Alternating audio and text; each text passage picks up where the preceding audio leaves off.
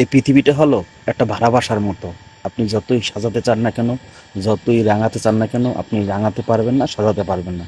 একদিন আপনাকে আমাকে এই পৃথিবী ছেড়ে, সুন্দর পৃথিবী ছেড়ে চলে যেতেই হবে। তাই বলবো যে পরকালের ভাবনা ভাবাটাই হলো জ্ঞানীদের কাজ। জ্ঞানীদের আসল পরিচয় হচ্ছে তারা পরকালে ভাবনা ভাববে, পরকালের জন্য কিছু পাথেয় সংগ্রহ করবে। সেটাই হলো তার মূল মূল পুঁজি এবং পরকালে ভালো থাকার জন্য মূল পুঁজি। তাই বলবো পরকালকে বেশি প্রাধান্য দিন। দুনিয়া যতটুকু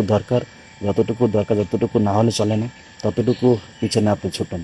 কিন্তু মূল টার্গেট থাকবে, আপনাদেরকে বলবো যে মূল টার্গেট থাকবে পরকালকে সামনে নিয়ে আসা এবং দুনিয়াকে পিছনে ঠেলে দেওয়া।